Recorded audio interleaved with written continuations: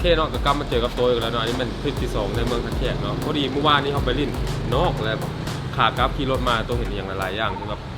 ตามทางเนาะที่แบบตัวบุมักก็คือมันมีถุงพลาสติกขี้เหงื่อที่มันตามทางเต็มเลยแล้ววันนี้โต๊ะก็ได้เก็บเอาถุงขี้เหงื่อถุงใหญ่มาเนาะก็เพื่อจะมาเก็บขี้เหงื่อรอตามทางแล้วเขากำลังขับรถออกไป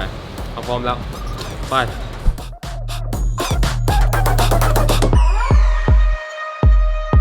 ตอนนี้เขาก็ขึ้นมาอยู่ในรถแล้วเนาะเขากำลังว่า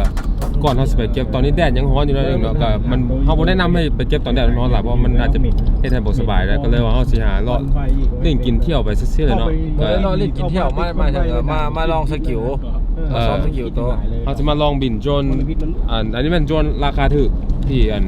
เป็นของลินเนาะที่ลุงนี้เขาเห็นอยู่ใส่ก็อีหน้าเฮือนบ่ให้เราจังรอฮะรถก็ย่างมาฮอนนี่เอากระถ่ายเลยเราย่างขาแล้วปวดเนี่ยปวดอีก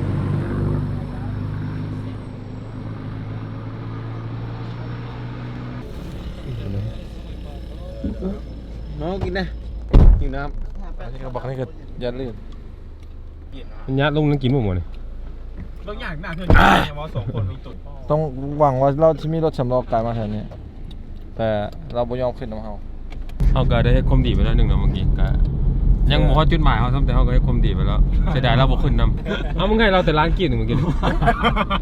เข้าใจมั้ยขบโฟกัสย้อนโบเห็นโอ้หล่อในกล้องเข้าใจได้มั้ยนะเข้าใจได้มั้ยเมื่อกี้หล่อหลายในกล้องเมื่อกี้กูพีแต่ข้างในคอจะแตกอ่ะตอนนี้เขามาฮอตตูบโรงแรมตูบนะอยู่ในกลางป่าเพราะว่าคนตะแคกหลายคนน่าจะบ่ฮู้จักกันเลยบ่แน่ใจโอ้ไม่อย่างนี้อันมันกระเป๋าโจรมาอันนี้กระเป๋าโดนของมดเองอันนี้คนกับฮู้จักอยู่หมดเลยฮะคนท่าแขกคือสิบุกฮู้อยู่ท่าแขกนั่นนี่นะตอนนี้เขามาฮอตสถานที่เขาแล้วนะโอ้กับบ่เหลือเลยแหละไปเด้อโอ้ไอ้ฮอปนึงนะนึงนะ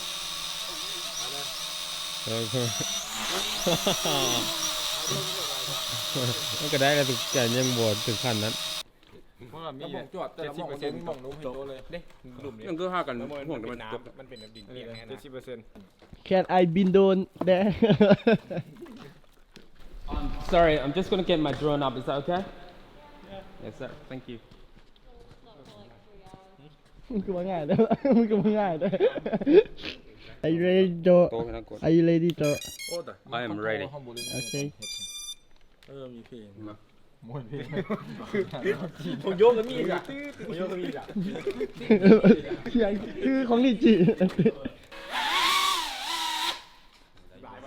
ได้อยู่ว่าคนใจสั่นสั่นตกลงไปในนั้นก็เอาแม่ตกจัง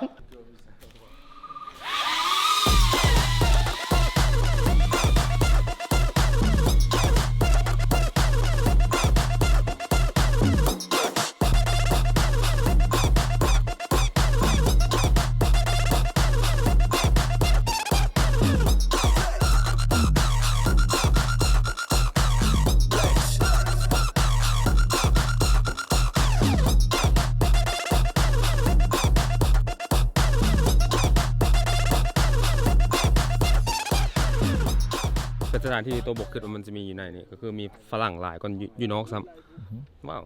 interesting ราคาห้องประมาณราคาห้องพวกนี้ประมาณ150,000แม่นบ่แม่นประมาณ150,000แล้วเป็นห้องเป็นตู้แต่มันมีเต็นท์อยู่ข้างในเต็นท์ที่เขาย่างผ่านมาเมื่อกี้มัน30-50เฉพาะโยคะสตูดิโอแต่บ้านกูห้องตุ่มน้อยใช่สถานที่ที่2เขาแม่นอยู่ท่าฝรั่งเอามาบินเล่นก็สิเอาโดรนตัวน้อยบินแล้วก็มันสิงามบ่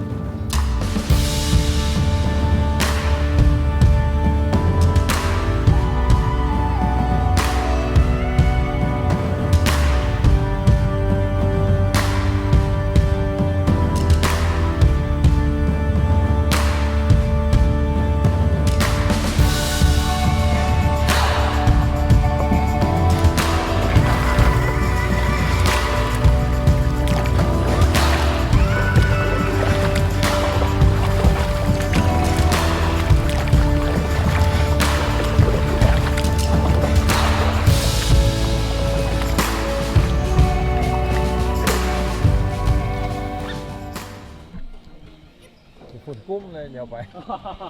ขอโทษ ปิ้นออกมาให้ เอา เล อี ย หลีมาดิ มันเป็นก้นแบบนี้ เอาอีหลีมาดิ คือหลายครับ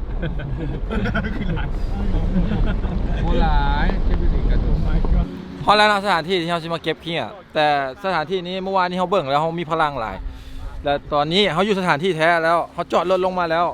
เขาก็ตัดสินใจแล้วเขาสิกลับ กว้างๆกับประมาณ30 เมตรเขาสิลอกเก็บในรัศมีนี้ประมาณ15 นาทีขั้นโบแล้วเขาก็กลับหยอก ไปโอ้โหโยกเริ่มกันเลยเริ่มเนี่ยมันสะอาดขึ้นเลยนะแน่ขึ้นเลยนะ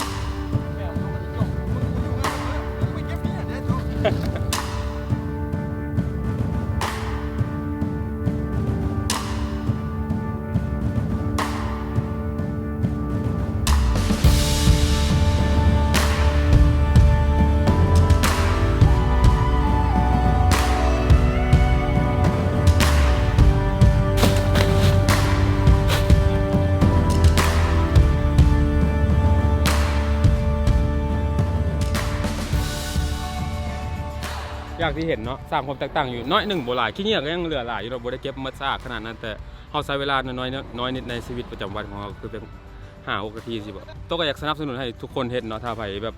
ขับรถออกไปลินนอกเลยอย่างเห็นตามทางที่ลองจอดจาก5 นาทีลองเก็บเบิ่งเสียเวลา5 นาทีเท่านั้นเนาะก็เฮ็ดให้บ้านเมืองเขางามขึ้นน้อยหนึ่งก็คลิปนี้เขาน่าจะหมดเท่านี้เนาะไว้เจอกันใหม่คลิปหน้าก็อย่าลืมไปโพสคลิปก็โพสส่งมาแชร์ตัวแท็กให้ตัวเบิ่งนำบ้าน